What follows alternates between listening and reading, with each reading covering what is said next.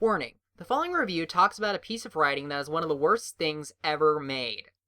It also has mature content like violence and sex, but more than that, it's just really bad. Know your limits before you watch.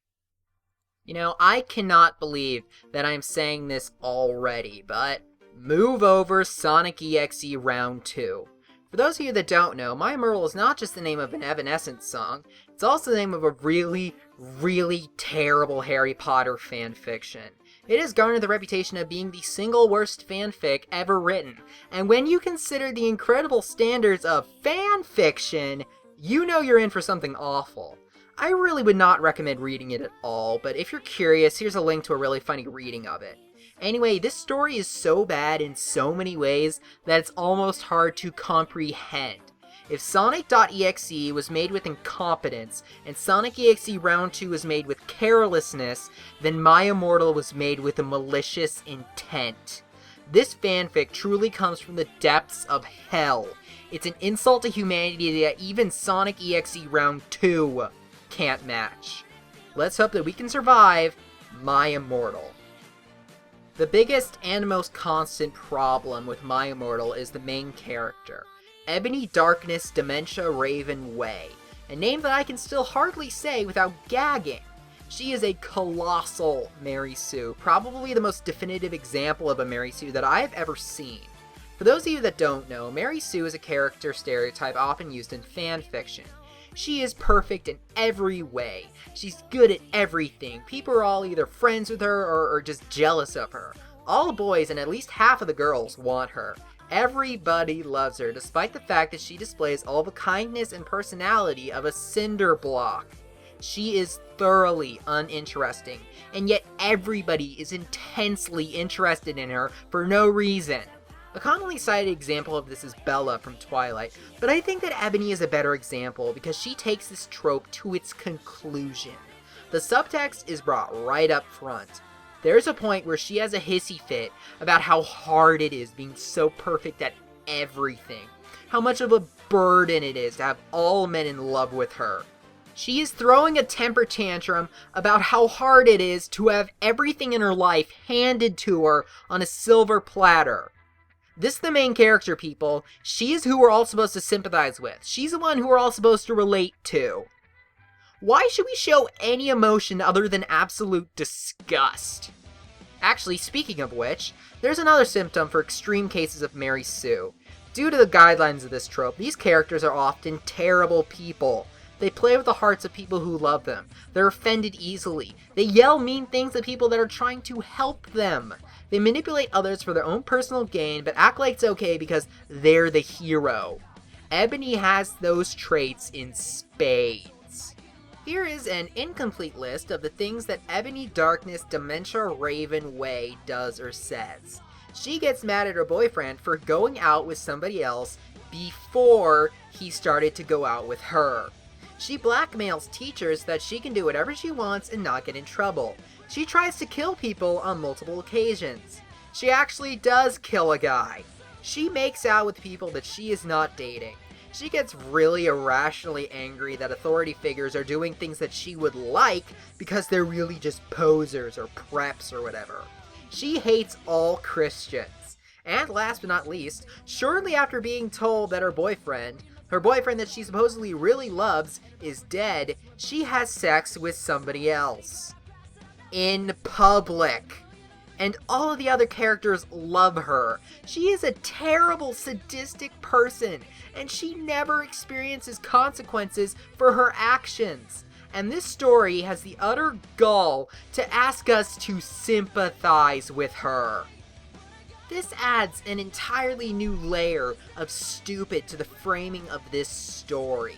Not only are we supposed to sympathize with somebody who has no problems, we're supposed to feel sorry for somebody who is constantly hurting others. But oh, that doesn't matter because she's just misunderstood. Bull. I understand her just fine. She's a spoiled brat who's gone throughout her entire life without ever working or ever having to hear the word no. And yet she is still framed as a victim. She is not a victim. She is the oppressor. She is not an innocent. She is the guilty. In case you haven't noticed, I really hate her. Like, a lot. Ebony is the single worst main character in the history of fiction. If there are worse ones out there, I don't want to know about them. I hate her with every fiber of my being. I hate every cell in her body. I hate every word that comes out of her awful, stupid mouth. The only solace is that she doesn't exist. Well, not totally. There are these misspelled, incoherent author notes all over this thing that make it seem that the author and Ebony are alike in many ways. This chick sounds worse than JC the Hyena. While we're on the subject, this story is also much worse written than either of the other two creepypastas I've reviewed. The point of fanfiction is to expand on the world created in the original work. You can take some liberties, but it fails to be a fan fiction if it feels like it couldn't possibly take place in the same dimension as the original. Here is this author's interpretation of the Harry Potter world. All the main characters are goth or emo. You can especially tell how much this author loves gothic things by how she painstakingly describes every single outfit every single main character wears. All the time. All the main characters are bisexual. All the main characters are Satanists. All the main characters are vampires. And they all go to Hogwarts. Now, this would be weird and dumb enough if these were all just characters that the author made up. But this story drags down Harry Potter's characters as well. The only one that really makes sense to me is Malfoy. He being a gothic emo vampire is not much of a stretch. He's also Ebony's boyfriend, which makes sense as well. They are perfect for each other. But this story gives the goth treatment to Hermione, Ron, Ginny, freaking Neville, and Harry himself, who is also in love with Ebony. Their names are different as well. For example, Harry Potter is a goth emo vampire whose name is Vampire. But wait, that's not even close to being the worst of it. Snape, the only Harry Potter character that I would ever describe as gothic, is the only one that's not gothic. He's a Christian, which in this story means that he's a poser. And in the middle of the story, he becomes head of Gryffindor House. By the way, Ebony hates Gryffindors almost as much as he hates Christians. Dumbledore also becomes a goth, which is not nearly as hilarious as it sounds. The most memorable change to me is that Malfoy and Harry, Draco and Vampire, are both bisexual and used to date. Hello? How did that happen? When did that happen? Why did that happen? Are we really gonna have no context to that? Are we really not gonna go into that at all? That could have been a whole fanfic by itself. I think we could have spent more time expanding on that and less time talking about fishnets. This story does not just contradict the logic of the original characters. This contradicts the logic of the entire Harry Potter mythology. For example, the characters use muggle things like cameras and guns. Freaking guns! There is absolutely no reason as to why this was a Harry Potter fanfiction. This is not fan fiction because the author clearly is not a fan of Harry Potter.